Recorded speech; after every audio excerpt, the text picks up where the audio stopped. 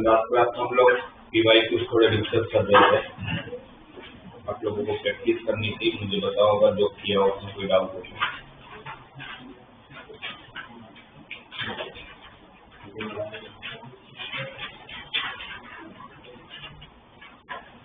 तो यहाँ पर एक क्वेश्चन हम देखा ना 60 वाला, उसमें प्रिंटिंग मिस्टेक है, उसको ठीक कर लो।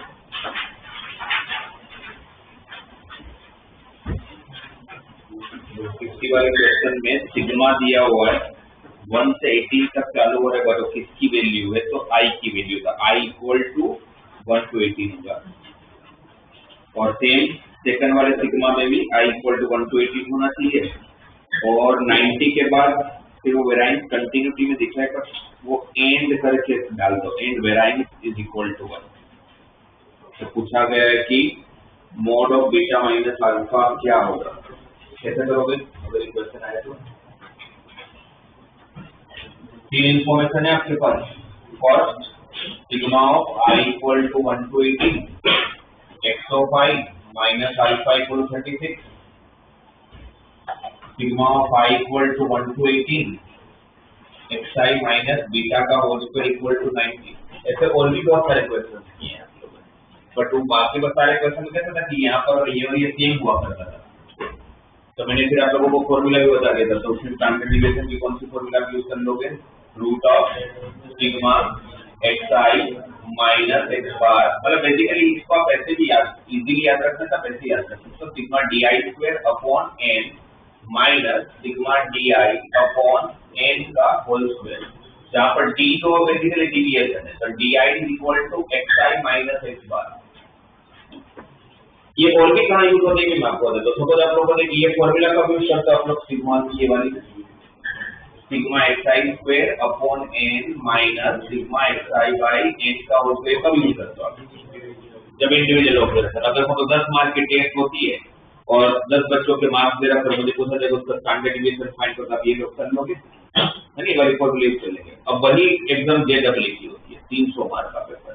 अब 300 मार्क का पेपर है और बच्चे सपोज 20 बच्चे या 10 बच्चे, अब उनके मार्क्स 300 में आएंगे। अब 300 में से किसी का है 169, किसी का है 223, किसी का है 73, किसी का है 30, किसी का है 4, किसी का है 58, किसी का है 39, किसी का है 141, किसी का है 178 और किसी का है 113। अब पूछा जाता है कि इसका डेविएशन फाइंड करके दो। कौन सा ऑब्जर्वेशन है? इंडिविजुअल ऑब्जर्वेशन है, तो आपको फॉर्मूला ये यूज करनी चाहिए। आपको कितने कॉलम बनाने पड़ेंगे? ये किसकी वैल्यू हुई? xi, जैसे हुआ। अब आपको बाजू में क्या चाहिए? इन सब का स्क्वायर करना है, और वहां पर आपका कैलकुलेट नहीं होने वाला है।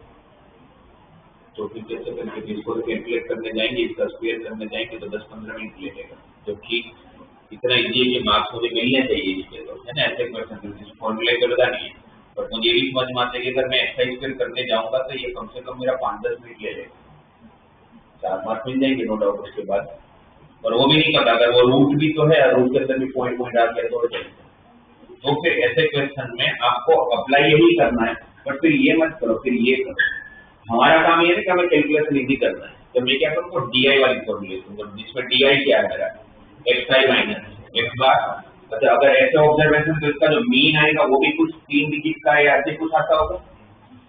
तो अगर आप अपनी ऑब्जर्वेशन में से अगर मीन को माइनस करो तो आपका नंबर छोटा होगा, हो सकता है वो नंबर ऑफ 1 डिजिट का हो या मे बी 2 डिजिट का हो, तो उसका स्क्वायर करना कंपैरेटिवली इजी है। तो फिर मैं इस केस में इंडिविजुअल ऑब्जर्वेशन होने पर भी मैं इस केस में ये वाली फॉर्मूला अप्लाई नहीं करूंगा, क्योंकि ये फॉर्मूला अप्लाई करने में तो बहुत टाइम लगेगा, इसमें ये वाली फॉर्मूला अप्लाई करूंगा, राइट। और वही DI क्या आपका xi माइनस x बार। अब इसमें भी और इजी कर देता हूं मैं, अगर समझ आपने x बार निकाला, वापस भी निकालने वाले इसको, ये x बार ही तो है, तो आप निकालोगे कैसे? और x बार भी पॉइंट में है, x बार पॉइंट में है। सपोज मान लेते हैं कि x बार मेरा आया 123.67, तब आपको करना है डी आई, आपको चाहिए डी आई, तो डी आई के लिए क्या करोगे? xi माइनस x बार। तो इसमें से 123.67 को जब आप माइनस करोगे तो नंबर तो छोटा होगा, बट किस में आएगा? पॉइंट में। तो 2 डिजिट का नंबर होगा, बट होगा वो 4 डिजिट का, क्योंकि 2 पॉइंट डेसिमल प्लेस में भी तो 2 आएंगे, उसका स्क्वायर करना तो और टफ हो जाएगा। जिस चीज के लिए मैं काम कर रहा था कि काम मेरा इजी हो जाए तो और टफ हो गया। ऐसे केस में आप एक्चुअल मीन भी मत लो, फिर उसके बाद क्यों मीन ले लो आप?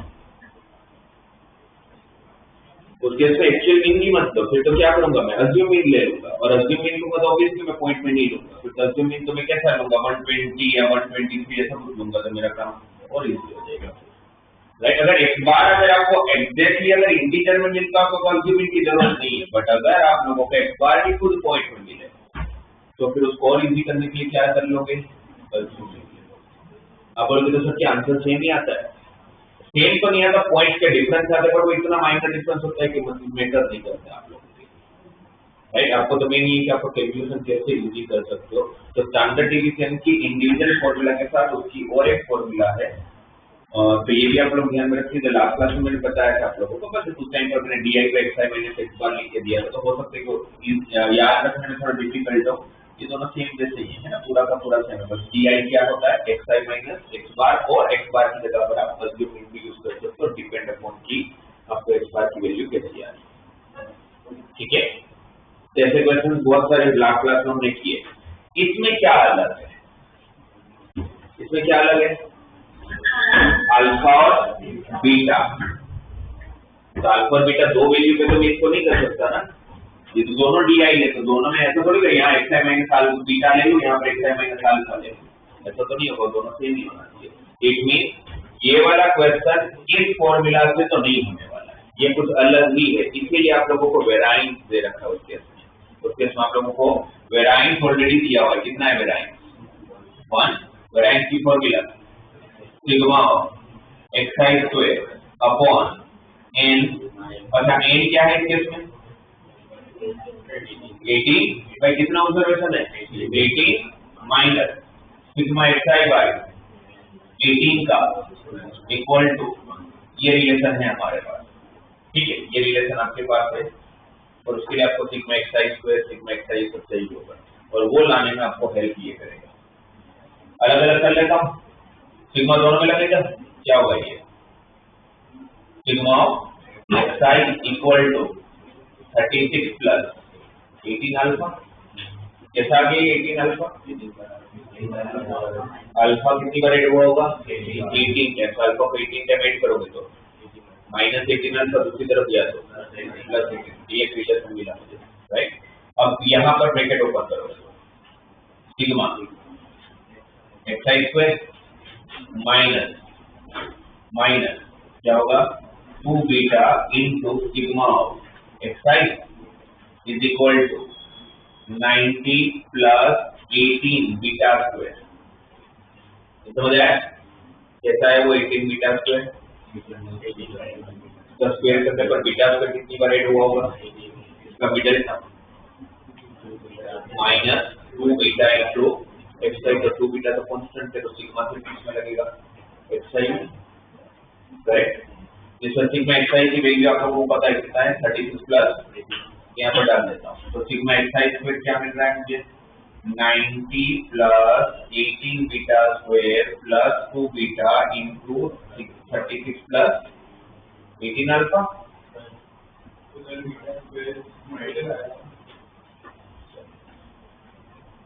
प्लस था तो सामने ये होगा तो माइनस है, और ये उस तरफ भेजा और सिग्मा xi की वैल्यू डाल दिया 36 प्लस 18 अल्फा, ठीक है। अब मेरे पास सिग्मा xi है, मेरे पास सिग्मा xi स्क्वायर यहाँ पर पुट कर लिया जाए। अच्छा, यहाँ से क्या कॉमन दिख रहा है आप लोग? सब में से क्या कॉमन है? 18, वो 18 और ये 18 कैंसिल, तो डायरेक्टली कैंसिल करके लिख रहा हूँ, तो क्या हो जाएगा? क्या बचेगा? 5 माइनस बीटा स्क्वायर प्लस यहाँ से 18 कॉमन निकाल के आपने कैंसिल कर लिया, तो यहाँ पर क्या बचा होगा? 2 into 2 beta 4 beta plus 2 beta alpha, है ना, 18 कॉमन लिया तो अल्फा तो बचा ही होगा, ये ठीक है, माइनस सिग्मा xi की वैल्यू ये डिवाइड बाय 18, तो 18 कैंसिल, क्या रहेगा 2 प्लस अल्फा का स्क्वायर भी तो है, तो 2 प्लस अल्फा का स्क्वायर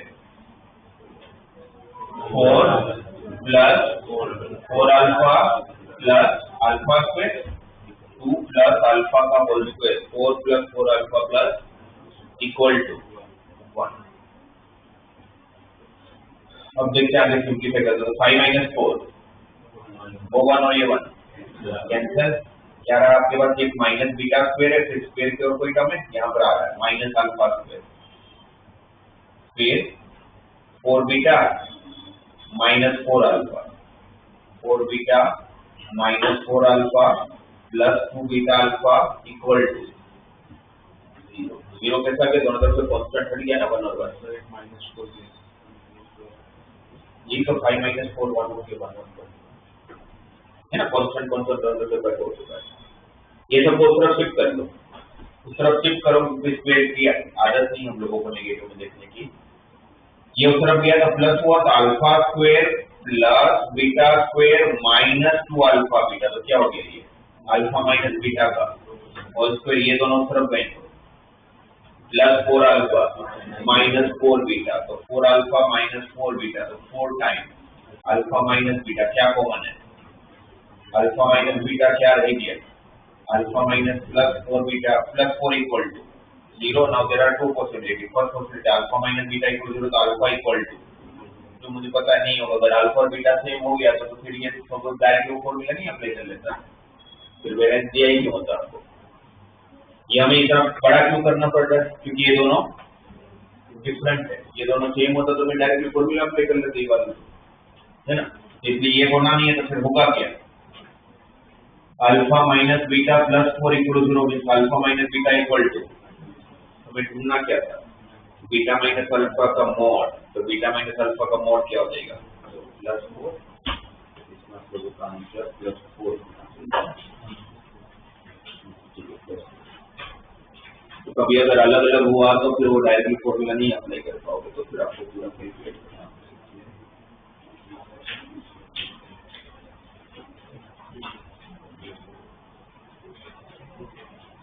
तो लास्ट क्लास में मैंने एक क्वेश्चन करते करते बहुत बड़ी बेवकूफी कर ली थी, आप लोगों ने भी नहीं बताया मुझे, और मेरे को उस टाइम पर ध्यान नहीं है। क्वेश्चन नंबर 66 में, क्वेश्चन नंबर 66 में आपको ध्यान होगा तो हम लोग वो 45 मिलियन का वो कौन सा मॉडल क्लास बनेगा उसके लिए 2 ऑप्शन चेक कर रहे थे।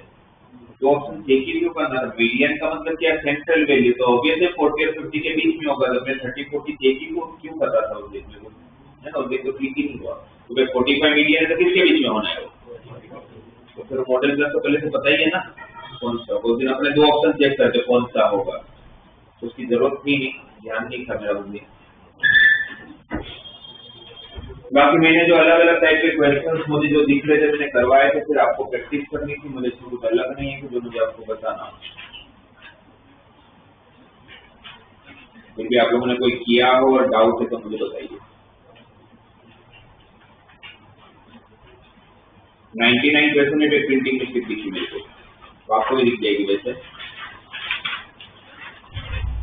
वो जो पूरा टेबल दिया हुआ है उस पूरे टेबल में सेकंड ऑब्जर्वेशन में एक्सआई और फोर 2 चीजें दिख रही होगी, वो एक्सआई एक्चुअली आगे वाला होगा, एफआई के ऊपर एक्सआई होगा, वो गलती से वहां आ गया, वो एलिमेंट 4 ही होगा, है ना, 2 4 6 8 10 12 14, तो सारी वैल्यू जो है वो एक्सआई की है, तो एक्सआई वहां से कट करके आगे डाल दो।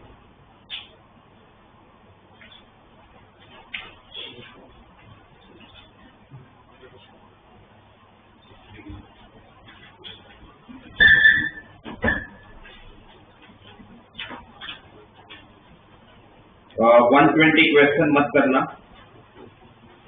ये एक्चुअली प्रोबेबिलिटी डिस्ट्रीब्यूशन का क्वेश्चन है,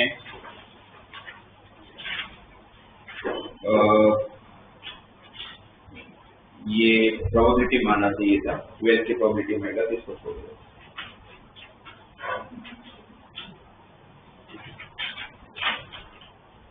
बाकी जैसे मैं आपको बता रहा था लास्ट क्लास में कि आप अगर सारे क्वेश्चन करोगे 125 क्वेश्चन 125 में आपको डिफरेंट टाइप के क्वेश्चन 20 या 25 ही मिलेंगे। 20-25 आपको कर लेना है।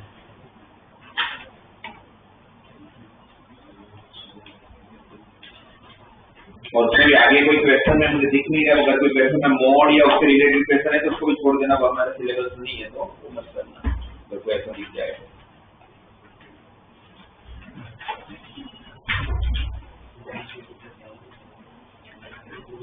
ये देख लो, अगर कोई डाउट हो जल्दी इसमें तो बताओ।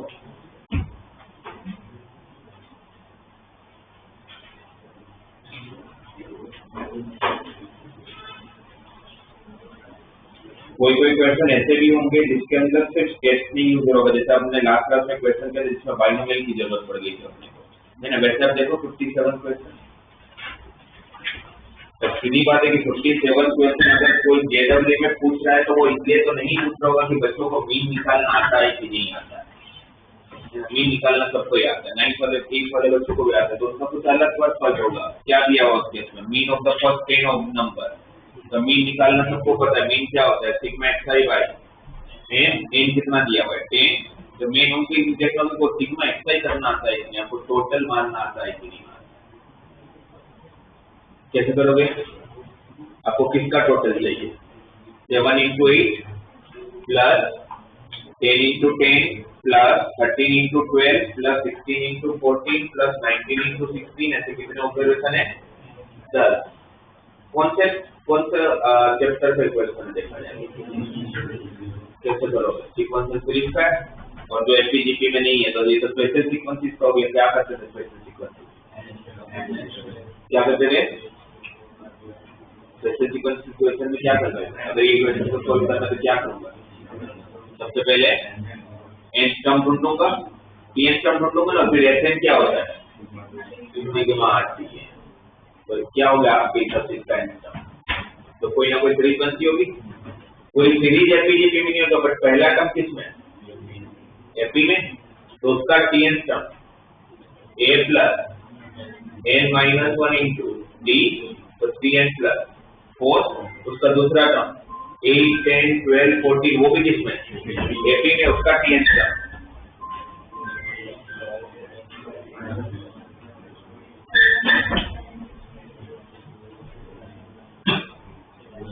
क्या होगा, 8 प्लस n माइनस 1 इंटू 2, क्या हो रहा है 2n प्लस 6। फिर क्या करते थे, अपने वेरीफाई करते थे कि मेरा Tn सम सही है कि गलत, क्योंकि Tn गलत तो Sn भी गलत, तो फालतू मेहनत करने से अच्छा है कि पहले चेक तो कर लो। कैसे चेक करोगे, n को 1 रखो तो कौन सा टर्म आना चाहिए, फर्स्ट आना चाहिए, आ रहा है 3 into 1 3 plus 4 7, 2 into 1 6 8 हुआ, 2 रख के देखते हैं, 3 to the 6 plus 4 10, 2 to the 4 plus 6 10, सही है। अब Tn आ गया, तो आपको क्या चाहिए, Sn equal to sigma 3n plus 4 into, फिर क्या करते थे, next step, bracket open 6 sigma n square plus 18n plus 8n तो 26n plus, correct, sigma n square की जगह पर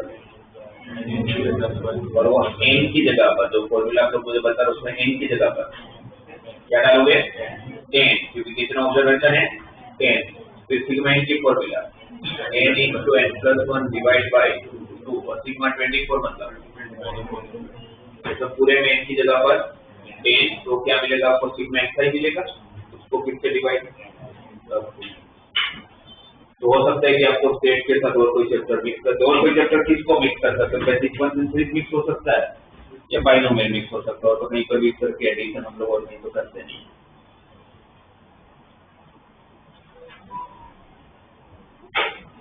और स्टैटिस्टिक्स और प्रोबेबिलिटी मिक्स हो सकता है, बट वो अभी आपको करने की जरूरत नहीं है।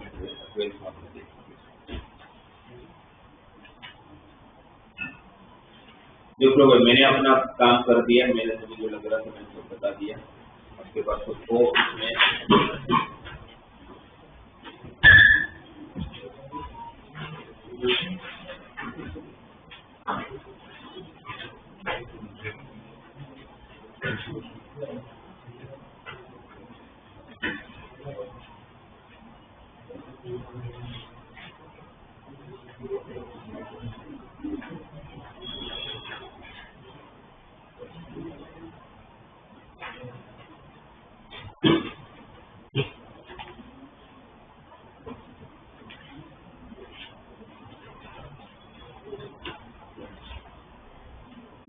ये फॉर्मूला को नोट डाउन कर लिया वापस, नहीं किया इसको नोट डाउन कर लो, इंडिविजुअल सीरीज के साथ ही इसको नोट डाउन कर लेना।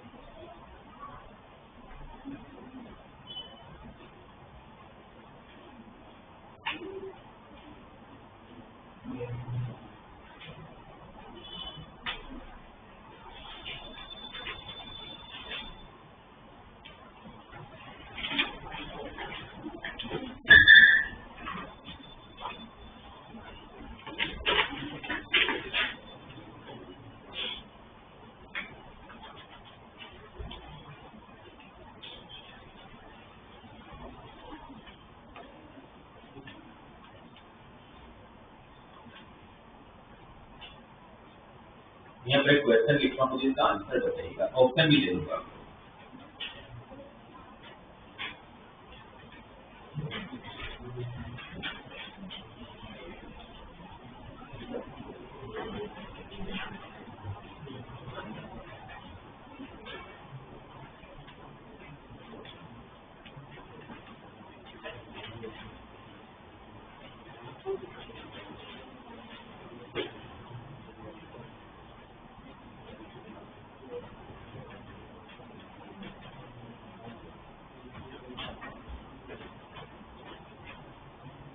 कल आप लोगों की लिमिट डिफरेंशिएशन और प्रोबेबिलिटी की टेस्ट है, आपको पहले ही वन कर चुका हूँ। अगर आपको 11 का लिमिट नहीं आता है और डिफरेंशियल नहीं आता है तो 12 में आना ही मत, 11 को फिट कर लेना, वैसे भी 12 में कुछ नहीं कर पाओगे। एक ये आपके सामने एग्जाम्पल है, मुझे बताओ क्या होगा इसका, सोच के बताओ। ठीक है, मैंने अगर आपको कोई क्वेश्चन दिया है तो ऐसा तो नहीं कि जो डायरेक्टली आता होगा, तो ही दिया होगा, तो कुछ सोच समझ के मैंने दिया होगा कि आप लोग जो बच्चे लोग नॉर्मली मिस्टेक करते हैं। और ये भी होगा मैंने समझाई हुई चीज ही पूछी होगी आपको, मैंने पहले इसको आप लोग को समझा कि ऐसी मिस्टेक से होती है, बहुत बच्चों की होती है, आप लोग नहीं करोगे।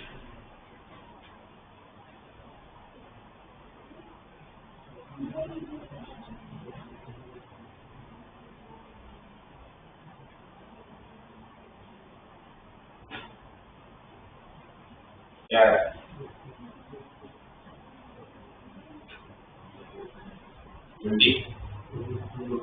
रुट्टू, सबका रुट्टू यार,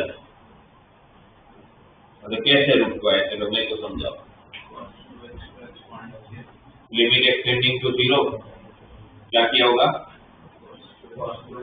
cos x को तो 1 माइनस cos x तो डायरेक्ट फॉर्मूला है, क्या होता है 2 sin स्क्वायर x, ओके ठीक है, और डिवाइड बाय x।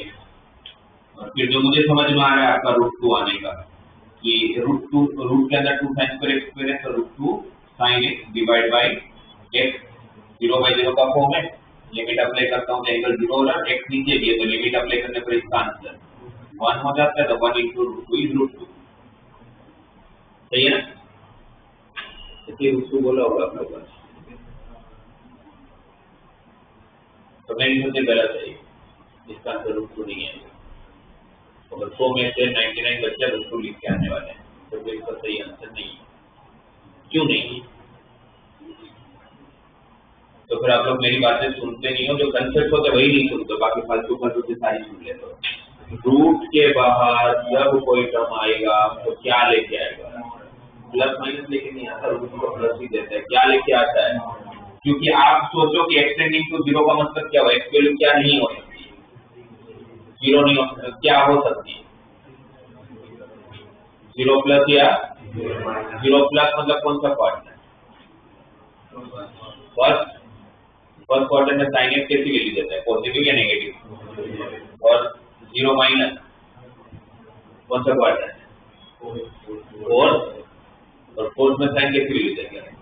अगर मैं सिर्फ साइन एक्स लिखता हूँ तो आपको रूट का आंसर नेगेटिव में भी आ रहा है, तो रूट का आंसर नेगेटिव में कभी नहीं होता। इसीलिए दिमाग में एक चीज डाल दो, और बेस खत्म हो चुका है। रूट एक्स स्क्वायर एक्स नहीं होता है, रूट एक्स स्क्वायर एक्स नहीं होता है। रूट एक्स स्क्वायर क्या होता है?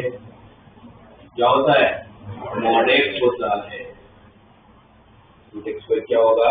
मॉड एक्स होगा। कोई भी टर्म जब रूट के बाहर निकलेगा तो मॉड लेके ही निकलेगा। तो ये जब बाहर आएगा तो ये मॉड साइन एक्स लेके निकलेगा।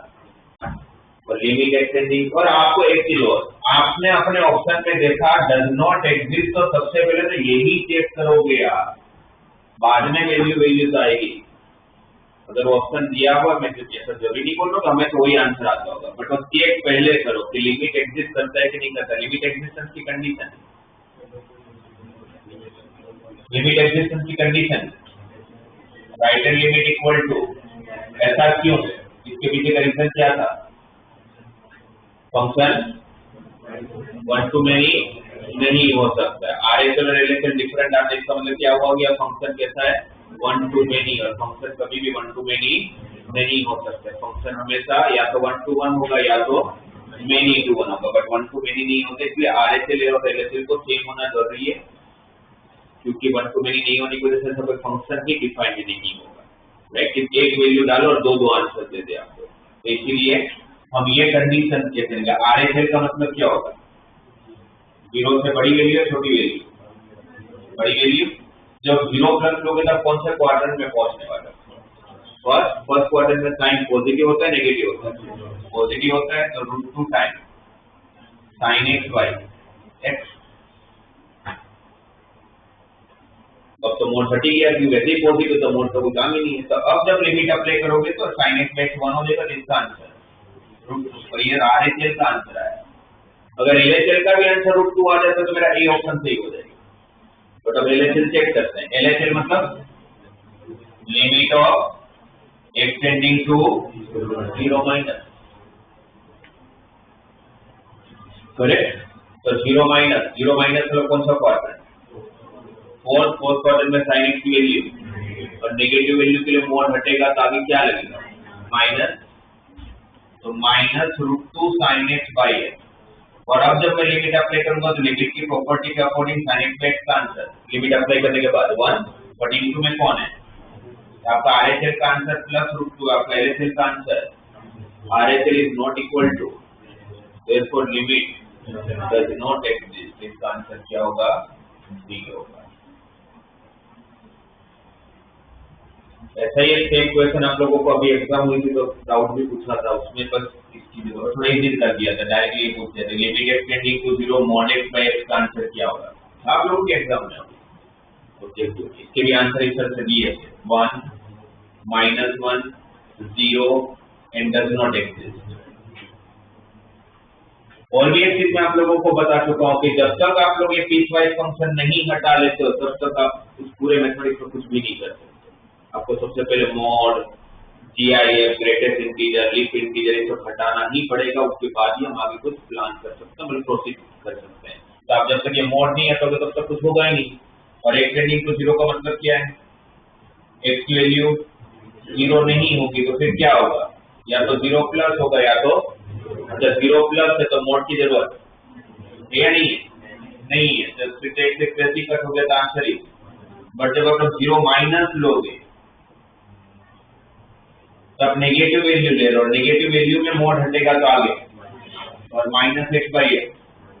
RHL is not equal to, therefore limit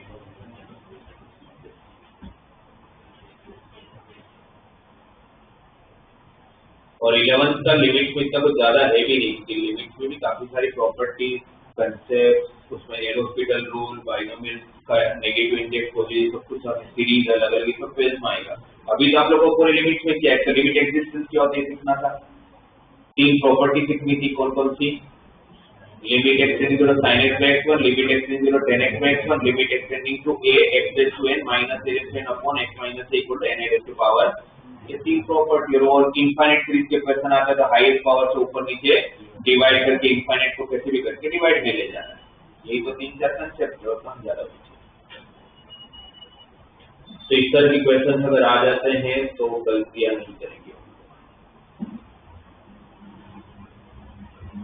और डिफरेंशिएशन में क्या सीखना था, तो first principle, product rule, division rule और आपकी जो असाइनमेंट थे वो कंप्लीट किए होंगे आप लोग। तो मेरी तरफ से ऑफिशियली मैंने आप लोगों को सारे चैप्टर्स करवा दिए हैं, उसमें एनसीईआरटी लेवल पे, बाकी की टीडब्ल्यू लेवल पे एक चैप्टर हमें डिस्कस करना है। वो वैसे देखा जाए तो एक चैप्टर नहीं, वो 2 चैप्टर है। जब हम लोग बोलते हैं कॉम्प्लेक्स नंबर, तो कॉम्प्लेक्स नंबर इस दुनिया में आया कहाँ से, आपने पहली बार कॉम्प्लेक्स नंबर कहाँ देखा?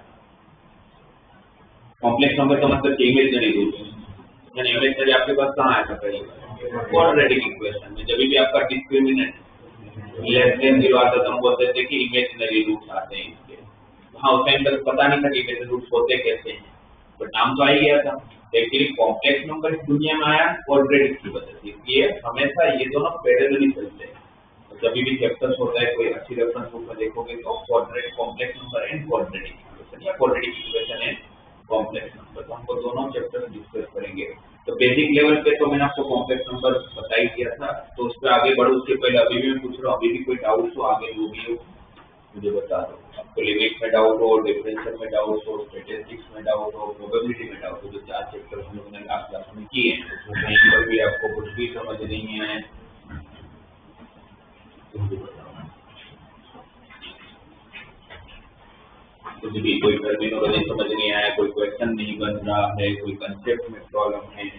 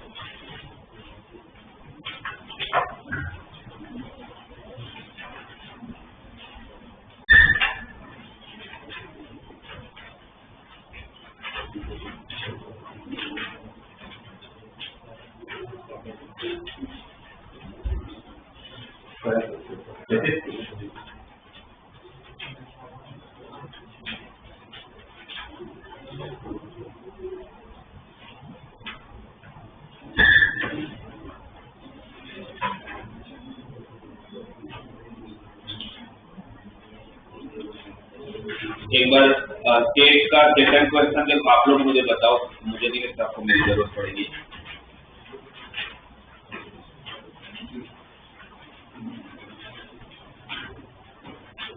पहला पढ़ो क्वेश्चन के अंदर, median of a set of 9 distinct observation is 20.5। PYQ का second question, the median of a set of 9 distinct observation is 20.5। देखो कौन से ऑब्जर्वेशन की बात होगी, इंडिविजुअल, डिस्क्रीट और कंटीन्यूअस। इंडिविजुअल, और अब ये भी बताओ कि कोई भी 9 इंडिविजुअल ऑब्जर्वेशन का मीडियन कैसे निकाला जाता है? असेंडिंग और डिसेंडिंग ऑर्डर में अरेंज करते हो, कितने ऑब्जर्वेशन है, और उसके बाद आप लोग मिडिल टर्म देखते हो, तो 9 अगर टर्म है तो मिडिल टर्म कौन सा? 9 ऑब्जर्वेशन तो मिडिल टर्म कौन सा? फिफ्थ। तो जो फिफ्थ ऑब्जर्वेशन होगा वो आपका मीडियन बनेगा। और वो फिक्स ऑब्जर्वेशन कौन सा है इसके हिसाब से 20.5 बराबर। अब क्या हुआ, if each of the largest 4 observation, मतलब बाद वाले जो 4 होंगे उसको उन लोगों ने 2-2 से इंक्रीज किया, तो पूछा गया कि नया मीडियन कैसा होगा, क्या होने वाला है, सेम भाई, क्योंकि आपका फिफ्थ ऑब्जर्वेशन में तो कोई फर्स्ट सेकंड थर्ड फोर्थ, आपने फिफ्थ ऑब्जर्वेशन में कुछ चेंज नहीं किया, उसके बाद क्या 6 7 8 9 तो सबसे लार्जेस्ट, तो उसमें अगर 2-2 इंक्रीज करोगे तो वहीं के वहीं रहेंगे ना, ऐसा थोड़ी कि आगे पीछे चले जाएंगे, तो फिर आपके मीडियन को कोई फर्क ही नहीं पड़ने वाला, आज भी कितना रहेगा, बस सही आंसर है।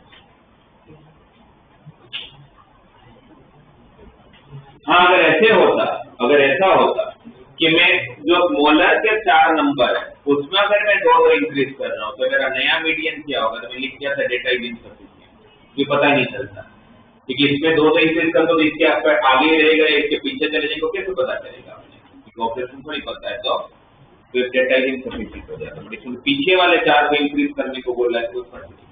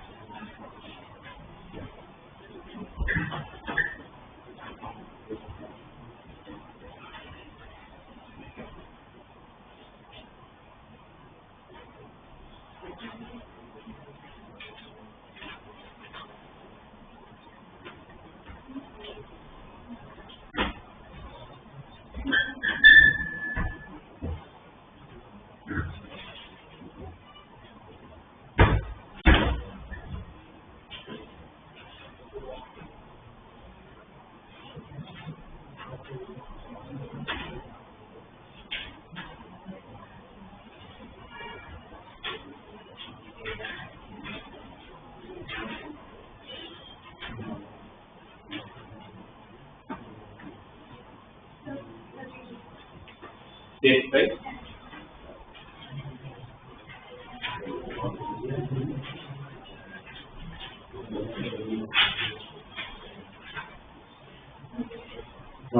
ये अभी छोड़ दो, ये एक्चुअली प्रोबेबिलिटी प्लस केस का मिक्सचर है, तो अभी तक आप लोगों को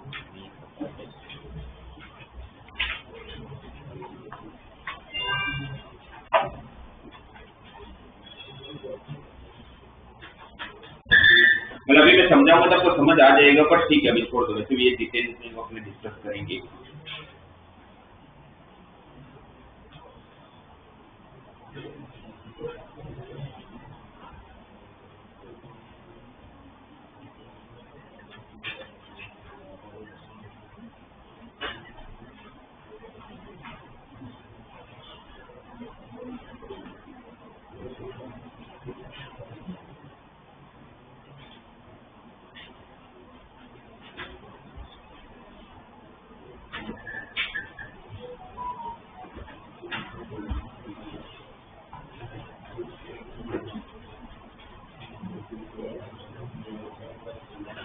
क्वेश्चन नंबर 41,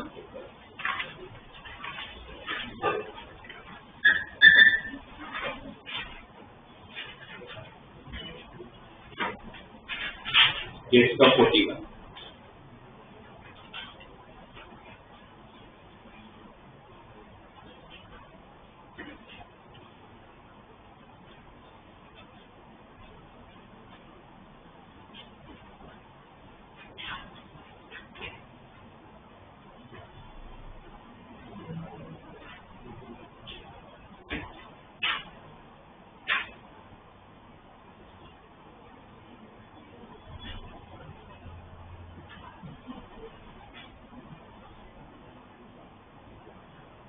कैसे करें, आप लोगों को मीन ढूंढना है इसका, x1 पहले मीन ढूंढ लेते हैं, x1 - 3 x2 - 3 x up to the extent -3 का, क्या करें, नॉर्मली अगर हम लोग मीन की बात करें x1 - 3 plus x2 minus 3 plus x3 minus 3 up to the x10 minus 3 divided by 10, ये मेरा आंसर होना चाहिए। मीन क्या होता है? Sum of all operation divide by number of operation, तो मुझे ये फाइंड करना है। यहाँ पर -3 कितनी बार आ रहा है? 10 टाइम्स, और x1 plus x2 तो उसको सिग्मा xi बोल सकता हूँ, sigma xi minus 30 divide by 10। तो आपके पास तो सिर्फ क्या मिलेंगे? यहाँ से मिल जाएगा, सिग्मा अलग अलग लगेगा तो सिग्मा xi, और ये कितना होगा? ये जो सिग्मा ऑफ पाई होगा वो कितना देगा? 50। पाई कितनी बार ऐड हो रहा है? 10 टाइम्स, 10 एलिमेंट है ना, तो 5 10 टाइम ऐड हुआ तो 50, वो -50 दूसरी तरफ गया तो प्लस 50 plus 10 60 minus 30 by 10 3। तो मेरा मीन तो मुझे पता चल गया 3 है। मीन को लोगों ने क्या नाम दिया था? म्यू, तो म्यू मिल गया 3। आया होगा समझ में? अब क्या ढूंढना है? नेक्स्ट वेराइंस की formula sigma xi square by n 10 है minus sigma xi by n का whole square, correct. Sigma xi तो अभी निकाला था हमने, n तो 10 है ना, सिग्मा xi अभी निकाला था, कितना आया था? 60 आया था। कैसा आया था? 60 5 10 टाइम ऐड होता तो 50 उसका था, -50 उधर का था, प्लस तो 50 plus 10 60 by 10 6 का स्क्वायर। तो तकलीफ ऐसी है सिग्मा xi स्क्वायर, और वो निकालने के लिए दिया होगा, बाकी इसकी क्या जरूरत है? इसमें सिग्मा अगर अलग लगाओगे तो पहला टर्म, आप तीनों टर्म मुझे बताओ, पहला मैंने लिख दिया, सेकंड मुझे नहीं समझ में आ रहा, आपके हिसाब से सेकंड का आंसर कितना होगा? Second term minus second term की वैल्यू, फाइनल वैल्यू बताओ मुझे, नॉट पेड की जरूरत मुझे नहीं लगता है। कितना फाइनल आंसर?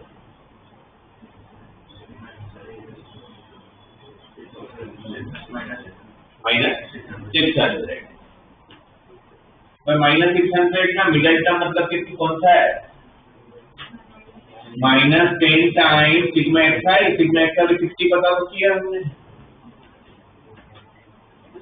और थर्ड टर्म प्लस 25 कितनी बार? 10 टाइम, तो 250 ना, इक्वल टू 40 दिया हुआ है, तो सबको बस तरफ शिफ्ट कर लूंगा, 640 minus 250 390 होता है, तो 390 डिवाइड बाई 10 39, तो 39 minus 36, सबका मीन भी 3 आ रहा है और वेराइंस भी 3 आ रहा है, तो 3 आंसर।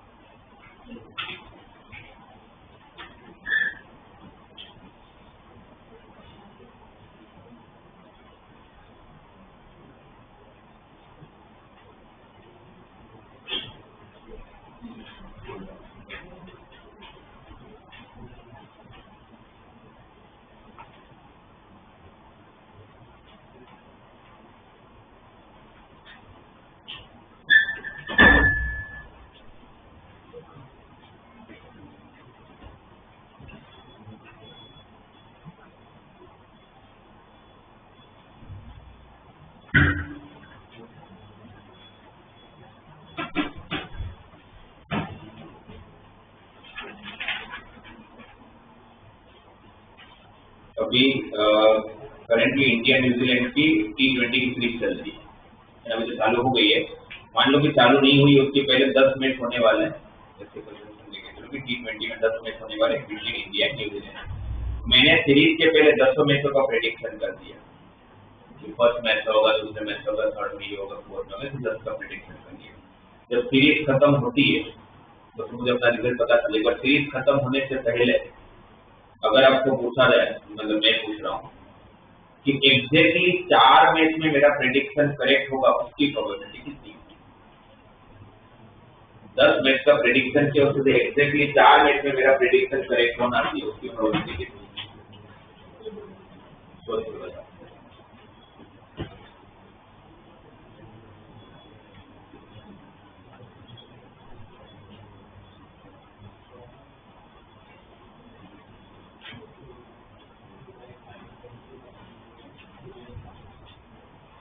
दस मैच में प्रेडिक्शन किया जाए तो उससे एग्जैक्टली 4 मैच में हमारा प्रेडिक्शन करेक्ट होना चाहिए, उसकी प्रोबेबिलिटी कितनी है? 2/5। मतलब आप लोग विदाउट कैलकुलेटर करेक्ट कैलकुलेट भी नहीं कर पाओगे, उतना बड़ा आंसर होगा, मतलब डिवाइड में और न्यूमरेटर में। अब मुझे ऐसे आंसर बता देना, करेक्ट आपको कैलकुलेशन करने की जरूरत नहीं।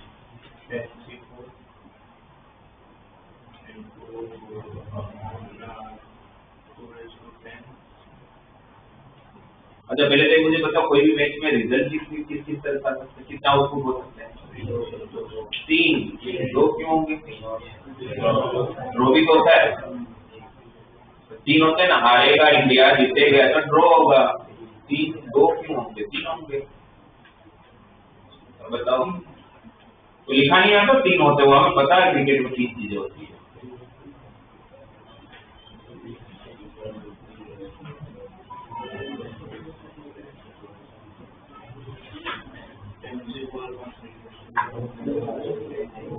थोड़ा करेक्ट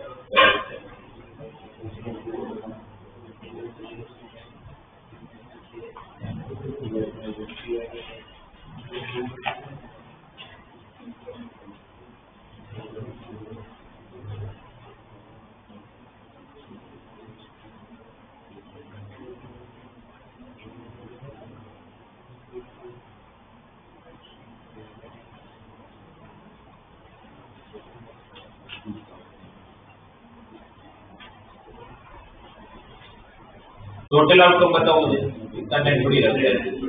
कितना होगा? 3:10, क्योंकि हर मैच के बाद 3 ऑप्शन है। ऐसे कितने मैच है? 10, तो 3C1 इंटू 3C1 10 टाइम। तो ये मल्टीप्लाई क्यों हो रहा है? क्योंकि इंडिपेंडेंट इवेंट है, क्योंकि पहले मैच में जो रिजल्ट है उसका सेकंड मैच के साथ एक्सप्रेस कोई लेना देना नहीं। और वैसे भी जब तक इवेंट खत्म नहीं होता पूरा, तब तक हम क्या करते हैं? मल्टीप्लाई। तो 3C1 इंटू 3C1 कितनी बार? 10 टाइम। तो टोटल कितना? 3:10। टोटल में कोई डाउट होना ही नहीं चाहिए, डिवाइड में भी नहीं होना चाहिए, क्योंकि आपको बोला है कितने मैच का प्रेडिक्शन सही होना चाहिए, कौन से 4? तो पहला काम क्या करें? मतलब ये 4 वो मैच है जिसमें जो आपने बोला वो, पर बाकी जो 6 मैच है वो 10 को, तो वो 4 मैच हो गए जिसमें आपने जो बोला, आपने बोला इंडिया जीतेगा तो इंडिया जीता, है ना, जो आपने बोला वही हुआ। पर अभी जो बाकी के 6 मैच है जिसमें आपने बोला वैसा नहीं हुआ, तो फिर वो 6 मैच के लिए क्या करता? क्या होगा? 10/4। फिर आगे क्या? ये 10/4, तो अगर मैं ये लिख किया जाता हूँ 10/4/3:10 कि आपने वो जो 4 मैच का प्रेडिक्शन थे उससे ही लेना देना आपको, बाकी 6 मैच का देखा ही नहीं आपने। इंटू 2/6। क्यों? बिकॉज मैंने बोला नहीं हुआ। बाकी 2 मैंने बोला कि इंडिया जीतेगा तो इंडिया जीता नहीं, तो फिर क्या होगा? या तो ड्रॉ हुआ होगा या तो हारा होगा, तो बाकी 2 में से कुछ एक हुआ होगा। तो बाकी 6 मैच के लिए 2C1 इंटू 2C1 कितनी बार? 6 टाइम। तो 10/4 इंटू 2/6 अपॉन 3/10।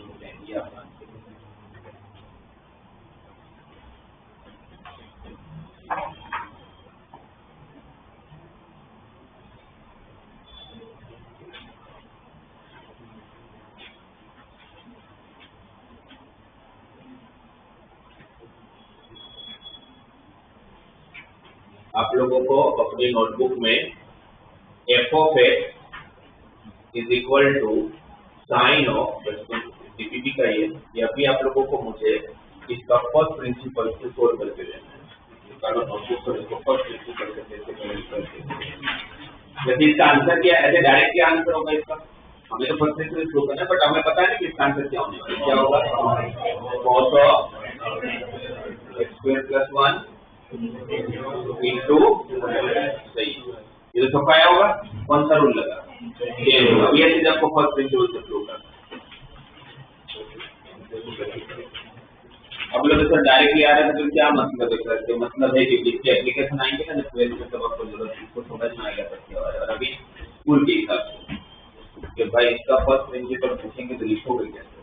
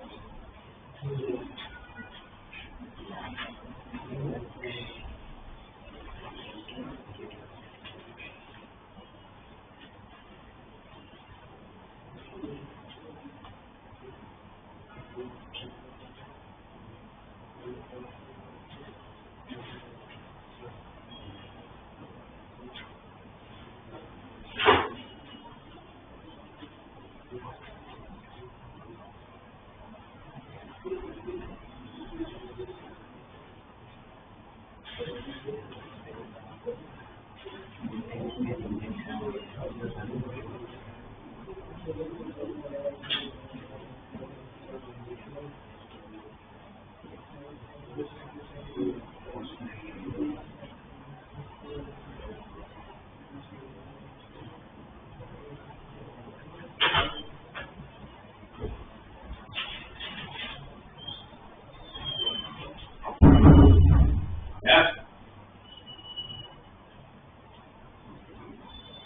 जी सर, ऐसे लिखोगे तो आपको ही समझेगा तो कैसे है।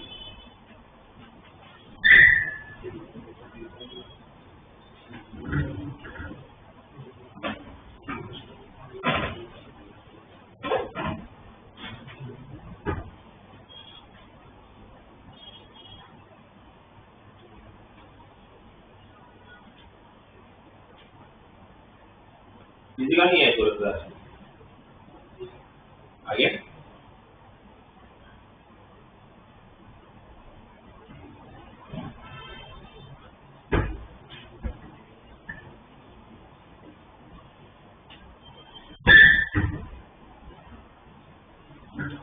अरे एक बार आप लोग अपने जो किए हैं ना उसके स्टेप चेक करो, क्योंकि आपने स्टेप बीच में कुछ गलत किया होगा इसलिए इतना टाइम लग रहा है। ये लिखा आपने, ये सब लोगों ने मेंशन किया सबसे पहले फर्स्ट प्रिंसिपल। ये नहीं लिखोगे तो जीरो स्टेप चेक नहीं होगा। पहला ये लिखो सब्जेक्ट जब भी होगा क्या ये आपका एक्चुअल फर्स्ट प्रिंसिपल, राइट। अब इसमें आप लोग फंक्शन अप्लाई करोगे तो मुझे बताओ f of x plus h में क्या लिखा आप लोगों ने। F of x plus h में क्या लिखा, ऐसा लिखा आप लोगों ने sine of x plus h का होल स्क्वायर प्लस 1 लिखा है माइनस एफ ऑफ एक्स की जगह पर। ये स्टेप करेक्ट है सबका। अगर ये करेक्ट है तो फिर तो सब कुछ करेक्ट, फिर तो कुछ गलत होने का सवाल ही नहीं। फिर तो क्या किया होगा एस माइनस एस की फॉर्मूला लगाओगे और कुछ हो नहीं सकता। एस माइनस एस की formula what is S minus S 2 cos angle का एडिशन डिवाइड बाय 2 और cos की कोई प्रॉपर्टी होती भी नहीं इसको सिंपलीफाई भी मत कर into sin s minus S 2 cs। इसको सब्ट्रैक्ट करोगे, जब इसमें से इसको माइनस करोगे तो कौन कौन से टर्म कैंसिल हो जाने वाला है, 1 और 1 कट। एक्स प्लस एच का होल स्क्वायर का पहला टर्म वो एक्स स्क्वायर और एक्स स्क्वायर भी कट, तो क्या बचा होगा 2hx plus H square by 2 और डिवाइड बाई h। ये भी सही अप्लाई किया होगा। तो फिर आप लिमिट की प्रॉपर्टी के हिसाब से फोर्थ की कोई प्रॉपर्टी होती है, प्रॉपर्टी किसकी है कब एप्लीकेबल है, जब लिमिट लगाओ तो ये एंगल क्या हो रहा है जीरो, क्या इसमें इसको जीरो रखा तो जीरो हो रहा है इसका प्रॉपर्टी अप्लाई हो सकती है। प्रॉपर्टी के अकॉर्डिंग यही टर्म नीचे चाहिए, ये टर्म नीचे चाहिए ना, राइट। तो जो टर्म नीचे चाहिए उसको मैं डिवाइड कर लेता हूं और सामने मल्टीप्लाई कर लूंगा। अच्छा इसमें क्या कॉमन है x, बोले यही टर्म से मैंने डिवाइड किया तो उसी टर्म से मैं मल्टीप्लाई भी करूंगा, ऊपर से फिर वो एक कॉमन निकल रहा है क्योंकि आपकी टेंशन से ये एच जी को कर लिया। अब जब लिमिट अप्लाई करोगे तो इसका आंसर और बाकी जहां पर भी ऐसे वहां पर जीरो, एच को जीरो का जीरो हुआ, क्या बचा x square plus x square plus 1 plus 1 plus 2 तो 2 कट हो जाएगा, क्या रह गया 2 time cos of x square plus 1 2x square plus 2 divide by 2 तो x स्क्वायर प्लस 1 और फिर एक यहाँ पर तो जीरो रखा होगा, इसको जीरो रखा तो 2x bye 2 x।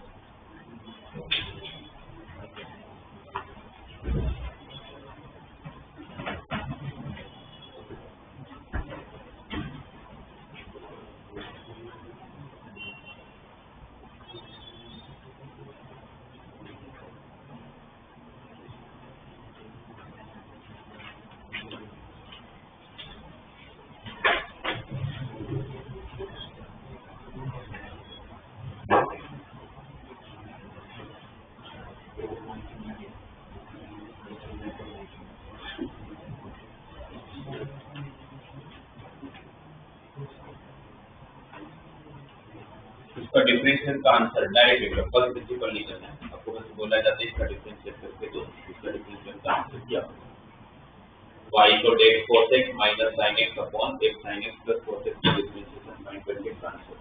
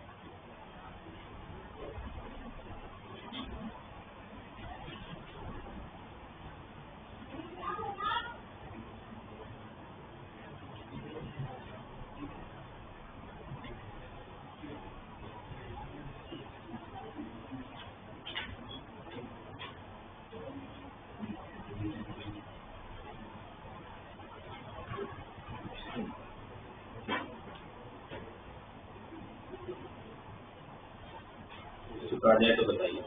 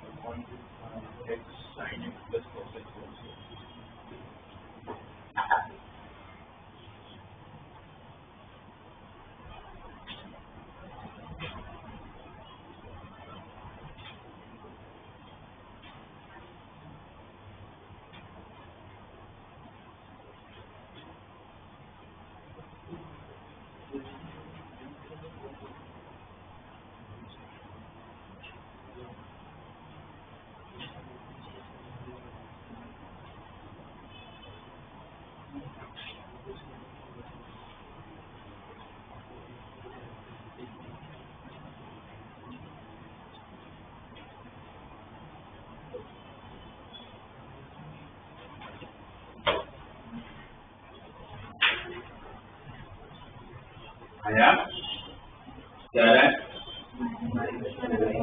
Minus x square upon नीचे का तो सबको पता है v का स्क्वायर होता है, ऊपर का ये अगर इसका नहीं आया ये जो आंसर मैंने बताया तो हम कभी डिवीजन रूट और प्रोडक्ट रूट भी आपको प्रॉब्लम है। फर्स्ट प्रिंसिपल में तो है ही, कौन सा रूल लगाओगे डिवीजन रूल के साथ प्रोडक्ट रूल की भी जरूरत पड़ेगी यहाँ पर। तो डिवीजन रूल पहले लगाएंगे तो dy बाई dx, जिसका नहीं एक बार चेक करो आप लोग ने कहा मिस्टेक किया bs3 इसका डिफरेंशिएट होगा सबसे पहले न्यूमरेटर का, तो न्यूमरेटर का जब डिफरेंशिएट करोगे तो यहाँ पर कौन सा rule product rule. Product rule में क्या होता है एक टर्म ऐसे रहेगा, एक कांस्टेंट तो उस टाइम पर डिफरेंशिएट किसका cos x का कितना माइनस साइन एक्स प्लस फिर cos x ऐसे ही रहेगा कांस्टेंट, तो फिर किसका डिफरेंशिएट? x का डिफरेंशिएट 1, इसका डिफरेंशिएट 1 ना, ये हुआ इसका डिफरेंशिएट माइनस साइन एक्स, तो साइन एक्स अकेला है तो साइन का डिफरेंशिएट cos x। ये क्या किया मैंने, v ऐसे ही रखा, u का डिफरेंशिएट किया डिवीजन रूल के हिसाब से, u ऐसे ही सॉरी v ऐसे ही u का डिफरेंशिएट, u ऐसे ही तो किसका डिफरेंशिएशन डिनोमिनेटर का, तो यहाँ पर कौन सा रूल, तो x ऐसे x कांस्टेंट sin x का, फिर sin x कांस्टेंट तो x का 1 और cos x अकेला है प्लस cos x का, ये स्टेप देख लो, ये खत्म है, मतलब ये मेन डिफरेंशिएशन खत्म हो चुका है, फिर तो क्या ब्रैकेट ओपन करूंगा आ ही जाना है। इसमें आप लोगों ने कहीं पर गलती की है, तभी आप लोगों का आंसर नहीं आ रहा होगा, तो चेक करो कहाँ मिस्टेक किया है, जो आगे नहीं होनी चाहिए।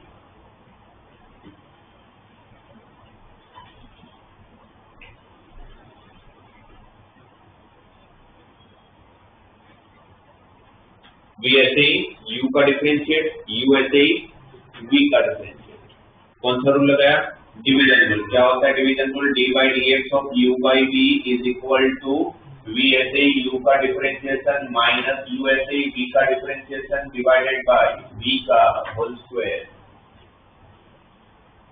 तो अब देखोगे यहाँ पर क्या फर्क हो रहा है, प्लस cos x और minus cos x plus sin x और minus sine x, bracket open करोगे तो minus x sine x into x sine x, minus x square sine square x minus x cos x sine x minus x square cos square x minus minus plus x sine x cos x divided by v का whole square, उसको कुछ करने की जरूरत ही नहीं है, x sine x plus cos x का whole square, ये और ये कैंसिल, इन दोनों में से क्या कॉमन है, अंदर क्या रहेगा, साइन स्क्वायर एक्स प्लस, जो कितना हो जाएगा answer he minus x square by x sine x plus cos x का।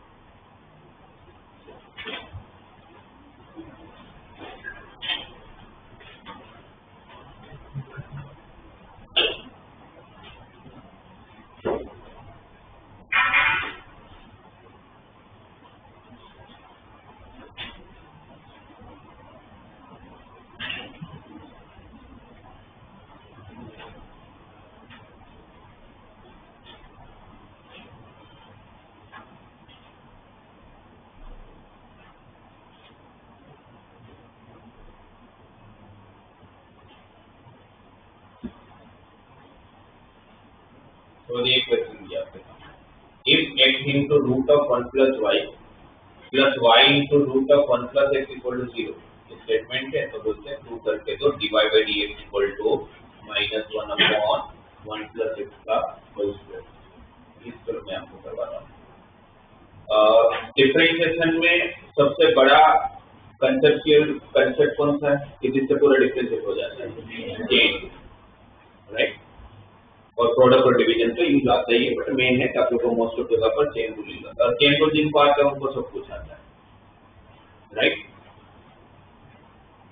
अब यहाँ पर आप लोग अगर डिफरेंशिएट करते हो डायरेक्टली तो कौन सा रूल लगा हुआ है, इनका डिफरेंशिएट करने के लिए प्रोडक्ट रूल के साथ चेन रूल। मुझे इसका डिफरेंशिएट बताओ ना, इसका डिफरेंशिएट करना तो क्या करोगे। अच्छा, इसका डिफरेंशिएशन पूछो उसके पहले और एक मुझे चीज बताओ,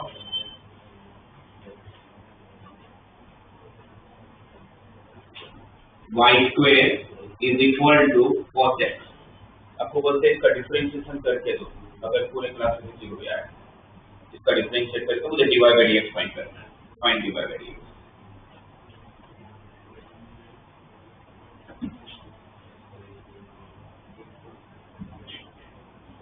y y² equal to cos x का डिफरेंशिएशन करके dy by dx की वैल्यू फाइंड करना है, क्या होगा?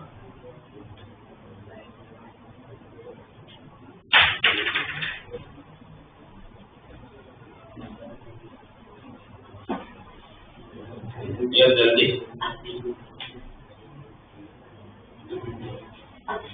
y² का डिफरेंशिएट बताओ, 2y, x² का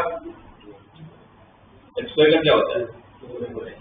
आपकी सब x² का 2x, y² का 2y, z² का 2z, d² का 2t, y² का, ये मैं पहले भी बता चुका हूँ, जब कहीं पर आया था 2y into dy by dx, ये पहले भी कोऑर्डिनेटर में यूज हुआ था तो बताया था भाई। x² का 2x इसलिए होता है तो जो x के रिस्पेक्ट में करते हो, यहाँ पर आप y² का डिफरेंशिएट 2y तब होगा जब किसके रिस्पेक्ट में करा होगा? y के, बट आप y का डिफरेंशिएट किसके रिस्पेक्ट में करने वाले हैं? तो फिर y² का 2y नहीं होगा ना, है ना? कैसे होगा? मुझे y² का डिफरेंशिएट करना है but with respect to x तो पॉसिबल ही नहीं है। y² का डिफरेंशिएट अगर आप कर सकते हो तो किसके रिस्पेक्ट में कर सकते हो? किसके रिस्पेक्ट में कर सकते हो? y के रिस्पेक्ट में। यहाँ पर मुझे एक चेन बनाना पड़ेगा, मुझे फाइंड ये करना है, बट इसको मैं मैथमेटिकली ऐसे तो लिख ही सकता हूँ, डिवाइड से डिवाइड और डिवाइड से मल्टीप्लाई, डिवाइड कर दूं तो वापस डिवाइड ये किया जाएगा। ये मैंने क्या किया? चेन ही तो अप्लाई किया, चेन ही तो अप्लाई किया। अब y² का डिफरेंशिएट y के रिस्पेक्ट में कितना होगा? 2y, तो y² का डिफरेंशिएशन 2y तो होगा बट इनटू में कौन आएगा? तो ये तो हमेशा ध्यान रखो, अगर y का कोई डोमेन आता है तो नॉर्मल फॉर्म में देखो, मुझे कुछ cos y का डिफरेंशिएशन बताओ तो क्या लिखोगे? cos y का differentiate with respect to x minus sin y into dy by dx, log y का differentiation with respect to x 1 by y dy by बस नहीं भूलना है dy by dx, बाकी फॉर्मूला वही रहने वाली है। तो बाकी y² का 2y dy by dx cos x का माइनस sin x को बोला था dy by dx ढूंढ के दो तो minus sin x by 2y, इसी आंसर y की वैल्यू रख के तो रूट cos x रख सकते हो, तो ठीक है। तो फिर अब मुझे सिर्फ ये पूरा क्वेश्चन छोड़ो, मुझे इसका सिर्फ डिफरेंशिएट बताओ, मैं लिखता हूँ x into root 1 plus y का डिफरेंशिएट करना होता है तो आप कौन सा रूल अप्लाई करते हो? कैसे डिफरेंशिएट होता है इसका डिफरेंशिएट? कौन सा रूल? ठीक है, प्रोडक्ट रूल के हिसाब से किसको कांस्टेंट रखो? x को, ठीक है, x को कांस्टेंट रखा तो इसका डिफरेंशिएट करोगे रूट 1 प्लस y का differentiate 1 by 2 root of 1 plus y into, क्या हो गया? ये फॉर्मूला अप्लाई करने के लिए रूट x की फॉर्मूला अप्लाई किया ना, तो आपने इसको x माना है, इसका डिफरेंशिएशन मल्टीप्लाई में करोगे बाय चेन रूल, तो 1 का डिफरेंशिएट y का y का 1 नहीं होगा, y का 1 कब होता? y के रिस्पेक्ट में करते हो, किसके रिस्पेक्ट में कर लो? इनटू में divide by dx plus root of 1 plus y ऐसे x का डिफरेंशिएट 1, x का तो नॉर्मल 1 ही हो जाएगा, ये इसका हुआ। अब इसका करोगे तो वापस कौन सा रूल? y ऐसे इसका 1 by 2 रूट ऑफ इंटू 1 का 0 x का 1 plus root of 1 plus x ऐसे कांस्टेंट y का divide by dx is equal to 0 का तो सामने जुड़ ही रहेगा। आपको फाइनली फाइंड किया, डिफरेंशिएट खत्म हो गया। अब क्या चाहिए हमें? तो मैं इसमें से डिवाइड बाय dx को एक तरफ लेके बाकी सबको एक तरफ दे दूंगा, यही करना चाहिए, राइट? पर ये डिफरेंशिएट आप लोगों को समझ आ गया, डिफरेंशिएट क्लियर है? पर इससे हमें ये समझ आ रहा है कि यार इसका डिफरेंशिएशन करेंगे। अब जब मैं बता रहा हूं उसको अच्छे सुनिएगा, मैं जब क्वेश्चन देखता हूँ ना तो मुझे इस तरह, जैसे डिफरेंशिएशन में क्या होता है कि जिनको चेन रूल आता है उनको सब कुछ आता है, फिर भी डिफरेंशिएशन की क्वेश्चन नहीं बनते स्टूडेंट से। वो इसलिए नहीं बनते कि उनको उस टाइम पर ये नहीं समझना चाहिए कि मुझे डिफरेंशिएशन डायरेक्टली स्टार्ट कर देना चाहिए कि भाई पहले सिंप्लीफाई करना चाहिए। जैसे मैं इसका डिफरेंशिएट डायरेक्टली करता ही, मुझे पता था कि ये करके कुछ मतलब नहीं, क्यों? बिकॉज इसलिए मतलब नहीं कि मुझे दिख रहा है कि मेरा फाइनल आंसर में रूट तो कहीं चाहिए नहीं मुझे, और अगर मैं इसका डिफरेंशिएट करूंगा तो रूट के डिफरेंस में रूट तो आएगा ही आएगा। ये रूट एक्स की फॉर्मूला क्या होती है, इसका डिफरेंशिएट तो रूट तो आने ही वाला है और आपको चाहिए ही नहीं। तो आप जब भी स्पेसिफिकली प्रूविंग के क्वेश्चन आते हैं तो पहले ये डिसाइड करो कि मुझे डिफरेंशिएट कब करना है, अभी करना है या पहले इसको सिंप्लीफाई करना है, फिर मैं उसका डिफरेंशिएट करूंगा। डिफरेंशिएशन एकदम सही है, पर ऐसा नहीं बोल रहा हूँ किसी आंसर नहीं आता होगा, पर बहुत मेहनत लगती है वहां तक पहुंचने, क्योंकि रूट पूरा हटाना पड़ेगा आपको। उससे बेटर है आपको पहले से किसको हटाने की ट्राई करनी चाहिए, रूट को। रूट रहेगा तो टेंशन है ना, रूट रहेगा ही नहीं तो कोई टेंशन नहीं। तो पहले क्या करूंगा, रूट को हटा लेता हूँ। कैसे हटाऊंगा, रूट हटाने के लिए क्या करना पड़ेगा, स्क्वेयरिंग। बट अभी स्क्वेयर करना भी बहुत बड़ी बेवकूफी है, क्योंकि अभी आप स्क्वेयर करने जाओगे तो होल स्क्वेयर होगा ना, ऐसा थोड़ी इसका स्क्वेयर प्लस इसका ऐसा तो होगा नहीं। तो क्या करेंगे, पहले सम को दूसरी साइड शिफ्ट करेंगे and then squaring on both the side. तो जब इसका एक तरफ उस तरफ शिफ्ट करके इसको स्क्वायर कर लूंगा तो क्या हो जाएगा, x square into 1 plus y equal to y square into, उस तरफ गया होगा तो माइनस होकर गया होगा, बट स्क्वायर है तो वापस पॉजिटिव हो जाएगा। रूट हट गया, रूट हट गया जो मुझे टेंशन था। अब थोड़ा सिंप्लीफाई जब स्क्वायर कर ही लेता हूँ, थोड़ा सिंप्लीफाई करके फिर डिफरेंशिएट कर लेंगे। तो ब्रैकेट ओपन करते हैं, क्या होगा, x square plus x square y minus y square x equal to 0। और थोड़ा सिंप्लीफिकेशन दिख रहा है मुझे, क्योंकि x square minus y square को साथ में लेता हूँ तो दो फैक्टर निकल जाएंगे, तो x माइनस वाई है x प्लस वाई, और इन दोनों में से क्या कॉमन है, एक्स वाई, तो क्या रहेगा एक्स माइनस वाई। वापस इसमें से क्या कॉमन है, तो क्या रहेगा x plus y plus. Now there are two possibility, या तो ये 0 होगा या तो ये 0 होगा, पर ये 0 होगा नहीं, क्योंकि एक्स माइनस वाई को 0 होने के लिए एक्स को, तो वाई की जगह पर अगर मैंने एक्स रख दिया तो फिर मैं डिफरेंशिएट करूंगा किसके लिए, किस और चीज के रिस्पेक्ट में करूंगा, तो वेरिएबल एक हो जाएगा। इसलिए एक्स और वाई सेम नहीं होने वाला, तो क्या पॉसिबिलिटी क्या मिली आपको, x plus y plus x y equal to. अभी तक मैंने डिफरेंशिएट किया ही ना, अब तक तो सिंप्लीफिकेशन चल रहा है, कि मुझे पता था कि डिफरेंशिएट करके यहाँ तक पहुंचना मुश्किल है, तो पहले सिंप्लीफाई करते रहे, यहाँ तक पहुंच गए है ना, उतना बड़ा काम अब सिर्फ इतना ही बचा है। उसमें भी अब x plus y plus x y equal 0 है, तो इन दोनों में से क्या कॉमन है, वाई, इन दोनों से क्या कॉमन है, क्या रहेगा अंदर, और वो प्लस एक्स को दूसरी तरफ ले लेता हूँ तो माइनस एक्स हो जाएगा, तो वाई कितना आ गया, माइनस एक्स अपॉन। इसका सिंप्लीफाइड टर्म सिर्फ इतना, इसका डिफरेंशिएट कर लेते हैं, तो कौन सा रूल, डिवीजन रूल, वो भी सिंपल वाला डिवीजन रूल।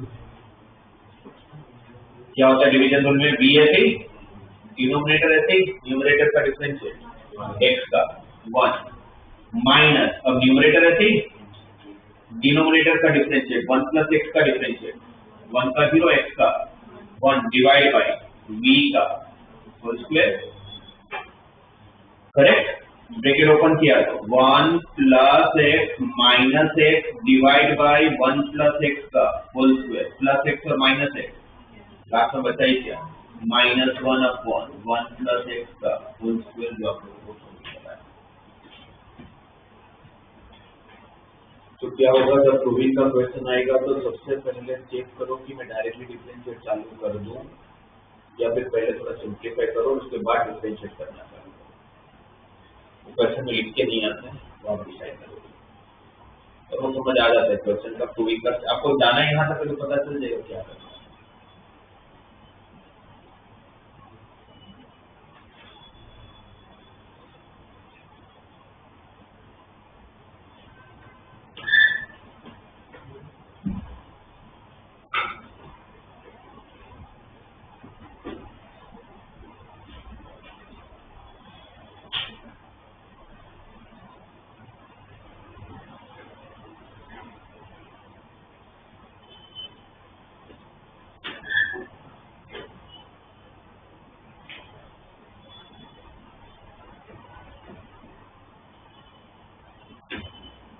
नॉर्मल से डिफरेंशिएट का तो फर्स्ट डिफरेंशिएट, अगर डिफरेंशिएट को लिखने का अलग अलग तरीके होते हैं, जैसे dy by dx को लिखते ही लिखते हैं, है ना, f dash of x लिखते हैं, y1 भी लिखते हैं।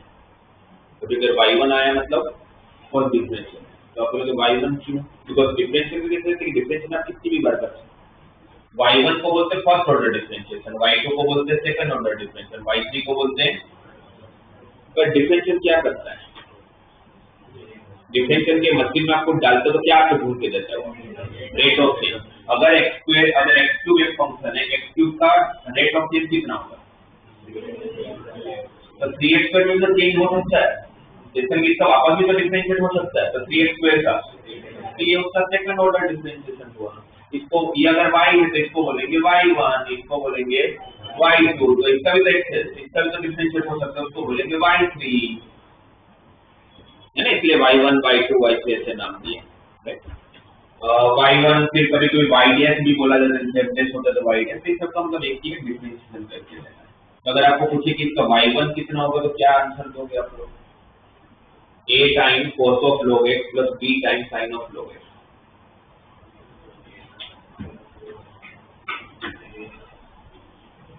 इसको करके क्या हो रहा है? a cos of log x plus b sin of log x।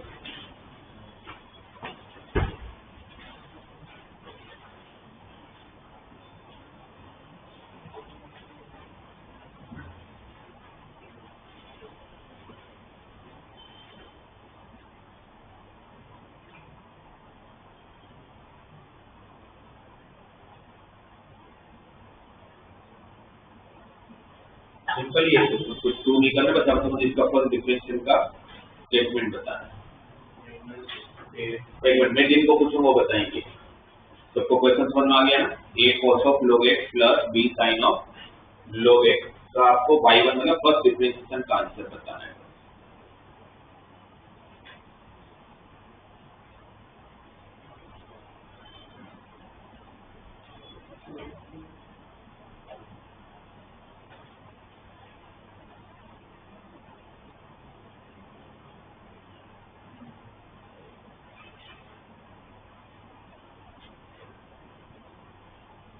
तो इसमें क्या होगा इसका आंसर? जो आपने किया उसका बताइए, फर्स्ट डिफरेंशियल का प्रोडक्ट रूल क्यों लगा रहे हो आप?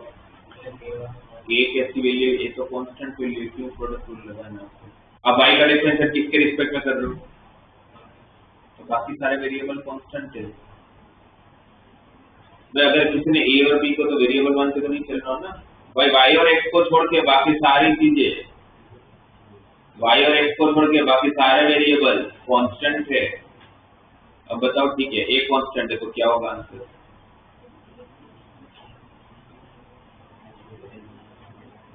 प्रोडक्ट रूल की तो जरूरत ही नहीं है।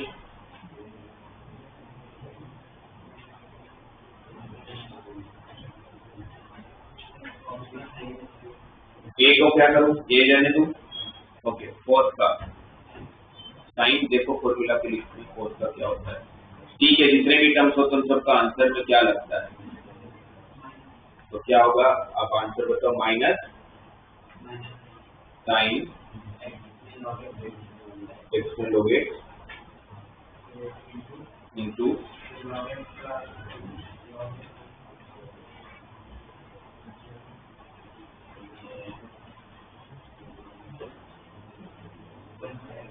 log x का इंटू 1/x, ठीक है, प्लस b